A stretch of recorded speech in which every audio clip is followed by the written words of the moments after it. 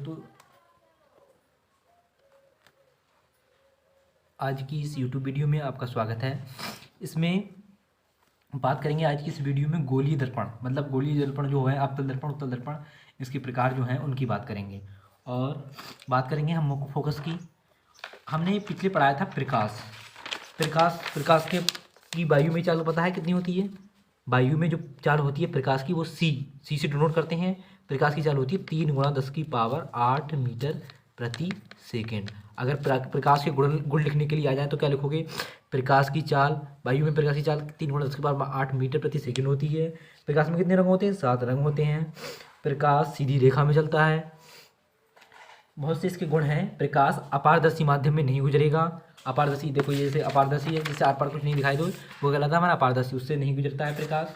तो इसके गुण भी लिख देना, ठीक है। अब बात कर रहे हैं हम गोलीय दर्पण की। गोलीय दर्पण कितने प्रकार के होते हैं? 2 प्रकार के। गोलीय दर्पण कितने प्रकार के होते हैं? 2 प्रकार के। एक होता है हमारा अवतल दर्पण गोलीय दर्पण है, और दूसरा कौन सा होता है? हमारा उत्तल दर्पण। गोलीय दर्पण के 2 प्रकार हैं। अवतल दर्पण क्या है? वह गोलीय दर्पण जिसका परावर्तक तल दबा हुआ, गोलीय दर्पण की डेफिनेशन नहीं आती लिखने के लिए, प्रकार आते हैं तो प्रकार मैंने लिख पा रहा हूँ, ठीक है। वह गोलीय दर्पण जिसका परावर्तक तल दबा हुआ हो। देखो यहाँ पर परावर्तक तल है, ये दबा हुआ है, नहीं है। इस दर्पण में उभरे हुए पृष्ठ पर कलई यानी पालिश होती है। वह गोलीय दर्पण जिसका परावर्तक तल दबा हुआ हो अवतल दर्पण कहलाता है। यानी जिसका तल जो हो, जो परावर्तक तल हो, जिससे प्रकाश टकराए, उधर साइड से टकराएगा, इस साइड से टकराएगा, नहीं टकराएगा प्रकाश। इधर तो पारी की कलई की हुई है और जिंक ऑक्साइड का पेंट है। क्या करते हैं? शीशे की तरफ, इसकी तरफ पारे की कलई प्लस जिंक ऑक्साइड का पेंट, सही है। इसकी तरह ये कर सकते हैं, ये करते हैं। देखो यहाँ पर वह गोलीय दर्पण जिसका परावर्तक तल दबा हुआ हो अवतल दर्पण कहलाता है। ये कौन सा दर्पण कहलाएगा? परावर्तक तल देखो ये वह दबा हुआ है भीतर की ओर, और जो उभरा हुआ तल है, देखो यहाँ पर ये उभरा हुआ तल है ऊपर वाला, ये साइड वाला, और ये भीतर वाला है, ये कैसा है? हमारा दबा हुआ तल है। यहाँ पर वही लिखा गया है, वह गोलीय दर्पण जिसका परावर्तक तल दबा हुआ तल हो। देखो परावर्तक तल जो है जिससे प्रकाश टकराएगी वो दबा हुआ है, अवतल दर्पण कहलाता है। इस दर्पण में उभरे हुए पृष्ठ पर पालिश होती है। कलई कह दो या पालिश कह दो। देखो इधर उभरे हुए तल पर पालिश है नहीं की है की हुई, तो ये कौन सा दर्पण हो गया? हमारा अवतल दर्पण। उत्तल दर्पण में क्या होता है? वह गोलीय दर्पण जिसका परावर्तक तल उभरा हुआ होता है। देखो इसका उभरा हुआ तल, ये देखो ऊपर को उठा हुआ जो तल होता है वो परावर्तक तल है, इससे प्रकाश टकराएगा और वापस लौटेगा। लेकिन ये उत्तल दर्पण कहलाता है। इस दर्पण में दबे हुए, लेकिन क्या होता है इसमें? दर्पण में दबे हुए पृष्ठ पर कलई होती है, पालिश। इसमें उल्टा होता है, दबे हुए तल कौन सा? भीतर वाला है दबा हुआ तल, तो इस पर क्या होता है? पालिश की हुई होती है या कलई की हुई होती है। और ये ऊपर वाला क्या तल है? परावर्तक तल है, इससे प्रकाश टकराएगा और लौट जाएगा, ठीक है। और ये भीतर वाला तल पे क्या है? जो दबा हुआ तल है उस पर पारे की कलई की गई है। देखो इसमें ये दबा हुआ तल है भीतर वाला, और ये उभरा हुआ तल है ऊपर वाला। उभरा हुआ तल परावर्तक तल होता है इसमें, देखो उत्तल दर्पण में। तो हमने क्या देखा? ये कैसा दर्पण है? अगर भीतर हम पारे की कलई कर दें, उभरा हुआ तल इसमें देखो, ऊपर उभरा हुआ तल है और भीतर कैसा? दबा हुआ तल, तो ये कैसा दर्पण कहलाएगा? हमारा उत्तल कहलाएगा, उत्तल दर्पण। अवतल दर्पण में क्या होता है? अवतल दर्पण में क्या होता है? अवतल दर्पण में उभरे हुए तल पर होती है पारे की कलई, उभरे हुए तल पर पारे की कलई होती है, और भीतरी तल कैसा होता है? दबा हुआ तल होता है। देखो परावर्तक तल होता है, देखो है।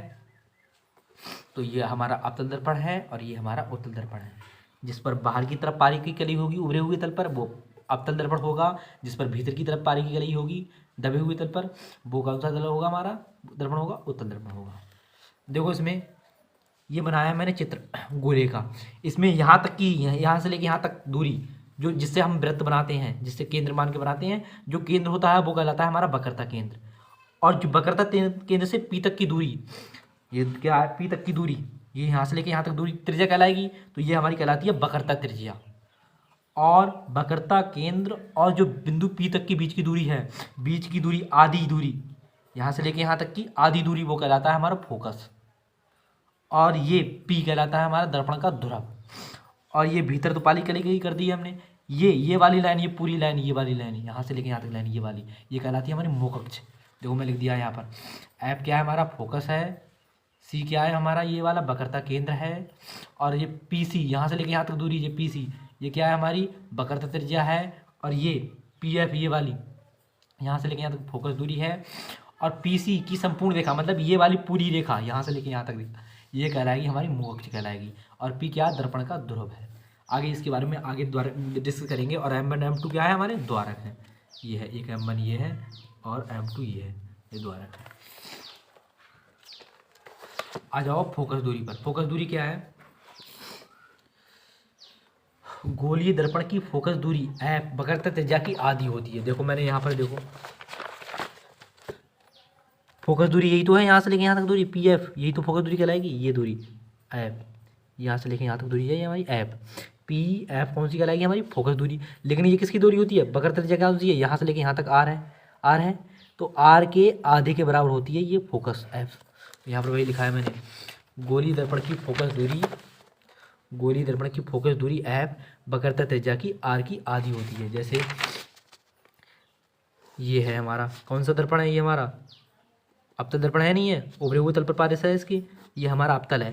तो यहाँ ये मान लो वक्रता त्रिज्या है, ये मान लो वक्रता केंद्र है, ये फोकस है। तो यहाँ तक की दूरी ये वाली कहलाएगी हमारी फोकस दूरी, और ये पूरी दूरी कहलाएगी हमारी वक्रता त्रिज्या। तो फोकस जो होता है, ये फोकस दूरी होती है, वो आधी के बराबर है r/2 आधी के बराबर होती है वक्रता त्रिज्या। सही है, ध्यान रखना ये बात। अब मुख्य फोकस, मुख्य फोकस की डेफिनेशन कैसे लिखोगे, ये बनाया हमने पहले कौन सा, अवतल दर्पण। सही है, ये वक्रता केंद्र है, वक्रता केंद्र है, ये फोकस है, ये ध्रुव है। और M1 M2 क्या है, इसके द्वारक। इसमें भी ऐसे ही, ये हमारा अवतल दर्पण है कि इसको उभरे भाग पे पारे की कलाई की गई है, और ये हमारा दबा हुआ तल पे पारे की कलाई गई है। तो ये हमारा कौन सा हो गया, अवतल दर्पण। इसमें भी P ध्रुव है, फोकस F और C वक्रता केंद्र है। तो क्या होता है, इसकी डेफिनेशन क्या है, गोलीय दर्पण के मोक्ष के समांतर आने वाली प्रकाश की किरण। देखो मोक्ष के समांतर जा रही है प्रकाश की किरण, मोक्ष के समांतर जाने के बाद टकराकर क्या हो रहा है, अवतल दर्पण में, अवतल दर्पण में टकराकर क्या कर रही है, देखो ये प्रकाश की किरण गई, ये गई, दूसरी ये है, तीसरी इधर नीचे, चौथी नीचे, ये टकराकर कहाँ फोकस होकर जा रही है, नहीं होकर रही है। तो गोलीय दर्पण में मोक्ष के समांतर चलने वाली किरणें, देखो मोक्ष ये है हमारी PC, इसके समांतर कौन सी चल रही है, ये वाली चल रही है। ये टकराकर कहाँ से जा रही हैं, फोकस से होकर जा रही हैं। और यहाँ पर भी देखो ये समांतर चलेंगी, उत्तल दर्पण में ऐसा लग रहा है कि ये टकराकर तो ऐसे चली जाती हैं, लेकिन लग रहा है कि ये फोकस की ओर आ रही हैं। देखो मैं समझा रहा हूँ इसकी डेफिनेशन मुख्य फोकस की कैसे लिखोगे।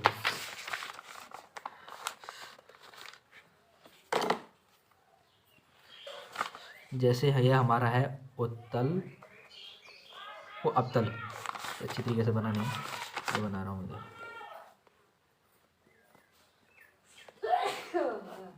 ये हमारा फोकस, ये हमारा वक्रता केंद्र, ये हमारा हो गया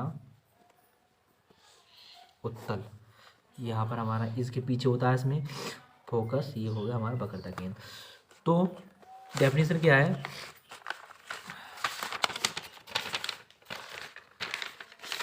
देखो डेफिनेशन,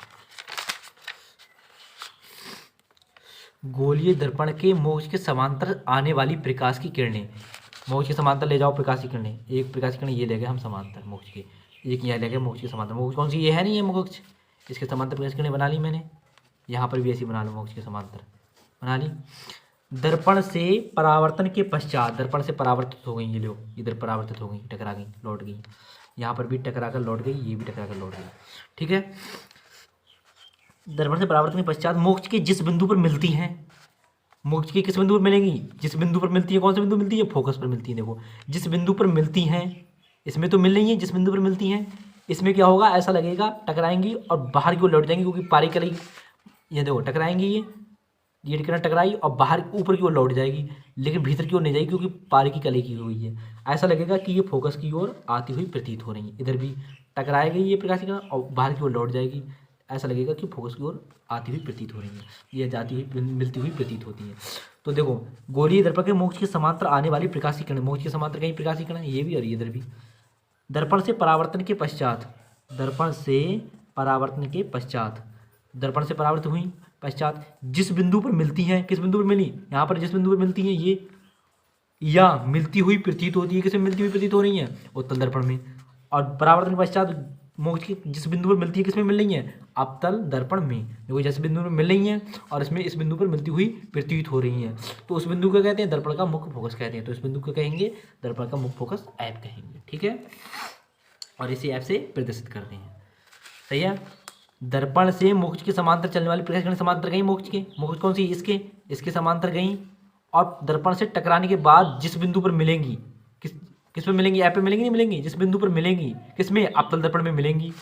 और इसमें क्या होगा, इसमें इस वाले में टकराकर लौट जाएंगे ऊपर की ओर, लेकिन इसमें मिलती हुई प्रतीत होंगी, क्योंकि पार तो निकल नहीं सकती, मिलती हुई प्रतीत, लगता है कि मिलती हुई प्रतीत हो रही हैं, मिलती हुई प्रतीत होती हैं। तो उस बिंदु को क्या कहेंगे, इस बिंदु को, इन दोनों बिंदुओं को क्या कहेंगे, उस बिंदुओं को क्या कहते हैं, उस बिंदु को दर्पण का मुख्य फोकस कहते हैं, इसे ऐप से प्रदर्शित करते हैं। यही मैंने इसमें चित्र बनाया, देखो मोक्ष के समांतर गई, मोक्ष के समांतर चलने वाली प्रकाश किरणें दर्पण से परावर्तन के पश्चात जिस बिंदु पर मिली, कौन से बिंदु मिली, फोकस पर, और इसमें क्या हुआ, अवतल दर्पण में मिली, और इसमें टकराई, वापस लौट गई, और अब मिलती हुई प्रतीत होती हैं, क्योंकि इसमें डेड डैश के माध्यम से वापस में वास्तव में आ नहीं रही हैं, कल्पना करी है हमने यहाँ पर कि वास्तव में आती हुई प्रतीत होती है, किससे, बिंदु एफ से आती हुई प्रतीत होती हैं। तो ये कौन सा बिंदु कहलाता है, हमारा मुख्य फोकस कहलाता है। ये न्यूमेरिकल है यहाँ पर, एक अवतल दर्पण की वक्रता त्रिज्या 50 सेमी है, तब उसकी फोकस दूरी बताइए। मैं इसे बताने के लिए, न्यूमेरिकल बताने के लिए कुछ समझा रहा हूँ, पहले ध्यान से सुनिए। जैसे ये है हमारा क्या, एक अवतल दर्पण बना लो, ये अवतल दर्पण पारे की गली कर ली, ठीक है। अब इसकी यहाँ इधर वाली दूरी, इधर वाली जो वस्तु रखेंगे यहाँ पर, इधर वाली दूरी जो होगी, यहाँ पर फोकस होता है इसमें, यहीं वक्रता केंद्र होता है, वक्रता केंद्र। और उत्तल दर्पण में क्या होता है, जैसे उत्तल दर्पण बना लिया हमने, इसमें देखो ये वहाँ यहाँ पर है, उत्तल दर्पण में वक्रता केंद्र इस साइड में है, फोकस इस साइड में है, लेकिन इसमें फोकस इस साइड में, वक्रता केंद्र इस साइड में है। तो इधर की दूरी हम लेते हैं, इधर साइड की, जैसे ग्राफ होता है, इस साइड की दूरी लेते हैं प्लस की, और इधर साइड की लेते हैं माइनस की। तो यहाँ पर इस साइड की माइनस की लेंगे, और इस साइड की कैसे की लेंगे, प्लस की। तो इस साइड की प्लस की लेते हैं, और इधर साइड की माइनस की। इधर भी ऐसी करेंगे, इस साइड की प्लस की और इधर साइड की माइनस की। तो यहाँ पर देखो, अवतल दर्पण की वक्रता त्रिज्या दी है, वक्रता त्रिज्या कितनी, 50 सेमी। वक्रता त्रिज्या किस साइड में है, देखो साइड में, वक्रता त्रिज्या इसी साइड में तो है, ये तो पी एफ कहलाती है, वक्रता पीसी वक्रता त्रिज्या कहलाती है। तो वक्रता त्रिज्या इस साइड में है, तो किसकी लेंगे, सॉरी इस साइड की माइनस की लेंगे, और इस साइड की प्लस की लेंगे, इस साइड की माइनस की लेंगे, और इस साइड की प्लस की लेंगे, उल्टा हो गया, ठीक है। ये माइनस की होती है इस साइड में, और इस साइड में किसकी होती है, प्लस की। इस साइड में माइनस की और इस साइड में प्लस की, क्यों, देखो जैसे ग्राफ होता है हमारा, ग्राफ ऊपर प्लस का 1 2, इधर भी प्लस का 1 2 3, इस साइड का माइनस का 1 -2 -3 होता है, नहीं होता, इस साइड का माइनस का, इस साइड का प्लस का, इस साइड का माइनस का और इस साइड का प्लस का। तो इधर भी ऐसे करते हैं हम, इस साइड की माइनस की लेते हैं और इस साइड की प्लस की लेते हैं, इस साइड की यहाँ पर भी इस साइड की माइनस की लेते हैं, इस साइड की प्लस की लेते हैं, ध्यान रखना ये बात, ठीक है। तो यहाँ पर क्या देखो, अवतल दर्पण की वक्रता त्रिज्या कितनी, 50 सेंटीमीटर। तो वक्रता त्रिज्या कहाँ गई, ये है पीसी है, तो वक्रता त्रिज्या किसकी लेंगे यहाँ पर, माइनस की, क्योंकि इस साइड में है, अगर इस साइड में होती तो प्लस की लेते। तो यहाँ पर लिखेंगे r बराबर -50 सेमी, ठीक है। ये दर्शा रही है कि अवतल दर्पण की मतलब वक्रता त्रिज्या जो है वो इस साइड में है, ये माइनस चिन्ह ये दर्शा रहा है। फार्मूला लगाएंगे, तो फोकस दूरी पूछ रहा है, ऐप का मान पूछ रहा है, तो फार्मूला लगा देंगे हम, ऐप है ये ऐप, ठीक है। ऐप बराबर लगा देंगे हम फार्मूला r/2, यानी 50/2, 2 एकम 2 25, 25 दूनी 50 होते हैं। तो ऐप का मान कितना आ जाएगा, -25, ये माइनस चिन्ह है, ऐप बराबर आ जाएगा -25 सेंटीमीटर। ऐप ये दर्शा रहा है, मतलब फोकस, ये माइनस चिन्ह ये दर्शा रहा है कि इस साइड में है फोकस दूरी, ठीक है। किस साइड में, इस साइड में है फोकस दूरी, ये इस साइड में है। अवतल दर्पण की फोकस दूरी हमेशा कैसी होती है, निगेटिव होती है। तो ये अवतल दर्पण की फोकस दूरी निगेटिव हो गई, और उत्तल दर्पण की फोकस दूरी कैसी होगी, हमेशा प्लस की होगी, क्योंकि फोकस इस साइड में है। और अवतल दर्पण की फोकस दूरी कैसी होगी, निगेटिव में। उत्तल दर्पण की फोकस दूरी कैसी होगी, प्लस में, क्योंकि इस साइड में है ये, ठीक है, ये ध्यान रखना। अभी न्यूमेरिकल कराए जाएंगे, जो आपको जैसे ही न्यूमेरिकल कराए जाएंगे, आपको दूरियाँ प्लस की माइनस की कब लेंगे, कब नहीं लेंगे, ये आपको पता चल जाएगा, ठीक है। इसलिए वीडियो पर बने रहें। ज़्यादा से ज़्यादा जो न्यूमेरिकल आने की संभावना होगी वही न्यूमेरिकल कराए जाएंगे, और वही डेरिवेशन मतलब प्रूफ या फिर जो परिभाषाएं हैं वो भी बताई जाएंगी, और जनरल बातें भी बताई जाएंगी जो आपको भविष्य में काम आए। इसलिए चैनल को सब्सक्राइब ज़्यादा करते रहें।